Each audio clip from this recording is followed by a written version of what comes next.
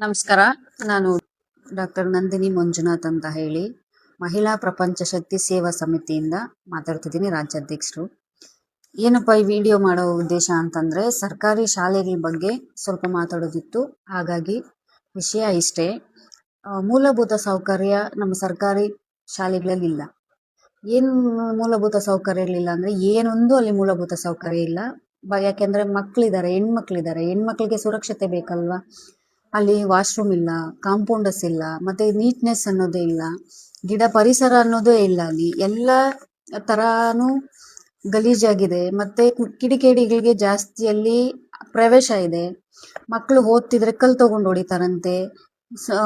ಎಣ್ಣೆ ಕುಡ್ದಿರೋ ಬಾಟಲ್ಸ್ ಎಲ್ಲ ಅಲ್ಲಿ ಒಡೆದಾಕಿದ್ದಾರೆ. ಮಕ್ಕಳಿಗೆ ಕ್ಲೀನ್ ಮಾಡೋದಕ್ಕೆ ಮಕ್ಕಳೇ ಹೋಗ್ತಾರೆ. ಎಷ್ಟು ಕೆಟ್ಟದಾಗಿದೆ ಅಂತಂದ್ರೆ ಅಷ್ಟು ವರಸ್ಟ್ ಆಗಿದೆ ಆ ಶಾಲೆ. ದಯವಿಟ್ಟು ನಾವು ಕೇಳೋದಿಷ್ಟೇ, ಮಕ್ಕಳನ್ನ ಓದೋದಕ್ಕೆ ಅವಕಾಶ ಮಾಡಿಕೊಡಿ, ಆ ಶಾಲೆನ ಅಭಿವೃದ್ಧಿ ಮಾಡಿಕೊಡಿ. ಕುಡಿಯೋ ನೀರು ಕೂಡ ತುಂಬಾ ಕೆಟ್ಟದಾಗಿದೆ. ಬೇಕಾದ್ರೆ ನೀವು ನೋಡ್ಬೋದು, ಇದು ಆ ಊರಿನ ಟ್ಯಾಂಕ್ ನೀರು, ಮಕ್ಕಳು ಕುಡಿಯೋ ನೀರಿದು. ಮಕ್ಕಳು ಕುಡಿಯೋ ನೀರು ಅಷ್ಟೇ ವರಸ್ಟ್ ಆಗಿದೆ. ನಾನು ಅಲ್ಲಿ ಹೋದಾಗ PDO ಮಾತಾಡಿದೆ. PDO ಅವ್ರಿಗೆ ನಾವೇ ಡೈರೆಕ್ಟ್ ಆಗಿ ಕರೆ ಮಾಡಿದ್ವಿ, ಸ್ಕೂಲ್ ಹತ್ರ ನಿಂತ್ಕೊಂಡೆ. ಸರ್ ಬನ್ನಿ, ಇಲ್ಲಿ ವ್ಯವಸ್ಥೆ ಈ ತರ ಇದೆ ಅಂತಂದ್ರೆ, ಮೇಡಮ್ ನಮ್ಗೆ ಬೇರೆ ಕೆಲಸ ಹಾಕಿದಾರೆ ಮೇಡಮ್, ನಾವು ಬರಕ್ ಆಗಲ್ಲ ಅಂತ ಹೇಳಿ ಅವ್ರು 2-3 ಸರಿ ನಾನು ಹೋದಾಗ್ಲೂ 2-3 ಸರಿನೂ ಅವ್ರು ನನ್ನ ಹತ್ರ ತಪ್ಪಿಸ್ಕೊಂಡ್ರು. ಮೇಲಿನ ಅಧಿಕಾರಿಗಳಿಗೆ ಕೂಡ ಲೆಟರ್ ಕೊಟ್ಟಿದ್ದಾರೆ.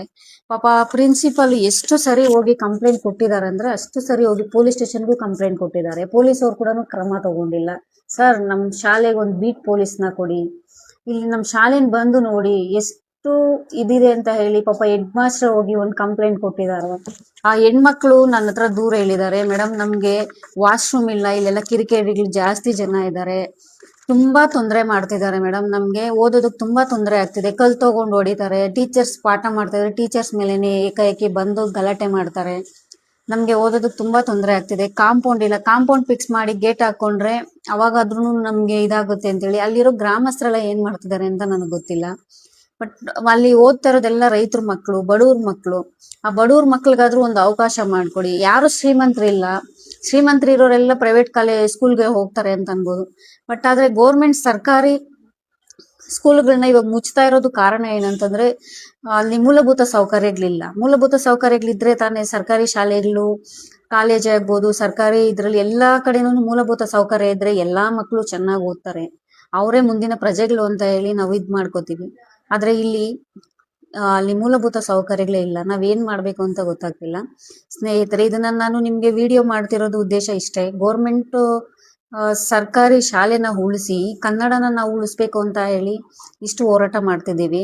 ಇದನ್ನ ಗೋರ್ಮೆಂಟ್ ಸ್ಕೂಲ್ನ ನಾವು ಉಳಿಸೋದಕ್ಕೋಸ್ಕರ ಇಷ್ಟು ಪ್ರಯತ್ನ ಪಡ್ತಿದ್ದೀವಿ. ಮತ್ತೆ ಏನಪ್ಪಾ ಇದು ಅಂದ್ರೆ ಎಲ್ಲಾ ಸರ್ಕಾರಿ ಅಧಿಕಾರಿಗಳಿಗೆ ತಲುಪೋವರೆಗೂ ಈ ವಿಡಿಯೋನ ಆದಷ್ಟು ಶೇರ್ ಮಾಡಿ. ಸರ್ಕಾರ ಶಾಲೆಯನ್ನ ಉಳಿಸೋಣ ಅಂತೇಳಿ, ನಮ್ಮ ಕನ್ನಡ ಉಳಿಸಿ ನಮ್ಮ ಸರ್ಕಾರಿ ಶಾಲೆಯನ್ನು ಉಳಿಸೋಣ ಅಂತ ಹೇಳಿ ಈ ವಿಡಿಯೋನ ಎಲ್ಲರಿಗೂ ಆದಷ್ಟು ಶೇರ್ ಮಾಡಿ.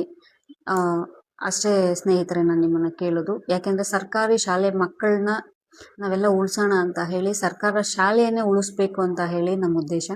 ಅದಕ್ಕಾಗಿ ಈ ವಿಡಿಯೋನ ಮಾಡ್ತಿದ್ದೀವಿ. ಈ ಇಡೀ ಕರ್ನಾಟಕ ಪೂರ್ತಿ ನಮ್ಮ ಸರ್ಕಾರ ಶಾಲೆಗಳನ್ನ ಉಳಿಸ್ಬೇಕು, ಬೆಳೆಸ್ಬೇಕು ಅಂತ ಹೇಳಿ ಈ ವಿಡಿಯೋನ ಮಾಡ್ತಿದ್ದೀವಿ. ಎಲ್ರಿಗೂ ನಮಸ್ಕಾರ.